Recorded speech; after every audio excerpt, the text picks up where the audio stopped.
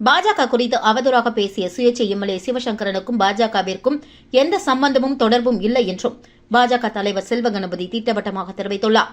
புதுவை மக்களால் ஒதுக்கப்பட்டு ஏற்கப்படாத நபரான முன்னாள் முதல்வர் நாராயணசாமியின் விமர்சனங்களுக்கு பதிலளித்த அவர் அவருக்கு தேர்தல் ஜுரம் வந்துவிட்டது என்று கூறினார். மேலும் காங்கிரஸ் கட்சியில் அவர் என்னவாக இருக்கிறார் என்று முதலில் விளக்க வேண்டும் என்று கூறிய அவர் சோனியா காந்தி ராகுல் காந்தியை கூட சந்திக்க அவருக்கு நேரம் ஒதுக்குவதில்லை என்றும் அவரை சந்திப்பதை தவிர்ப்பதாகவும் தெரிவித்தார். மேலும் முன்னாள் முதல்வர் நாராயணசாமியால் புதுச்சேரிக்கு என்ன லாபம் என்று கேள்வி எழுப்பியுள்ளார்.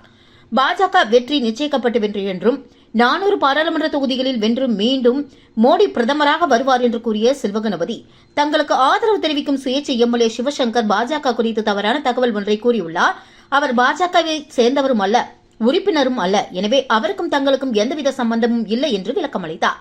பாஜகவை சேர்ந்தவர் தான் வேட்பாளராக நிற்பார்கள். சுயேட்சை எம்எல்ஏ பாஜகவை சேர்ந்தவர் இல்லை.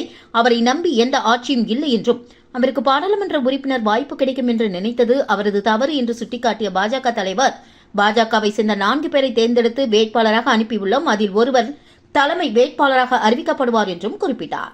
பாஜக குறித்து அவதூறாக பேசியதால் அதன் சார்பில் நடைபெறும் கூட்டங்களில் வரும் காலங்களில் சுயேட்சை எம்எல்ஏ சிவசங்கரனை சேர்த்துக் கொள்ள மாட்டோம் என்றும் அப்பொழுது அவர் திட்டவட்டமாக தெரிவித்தார்.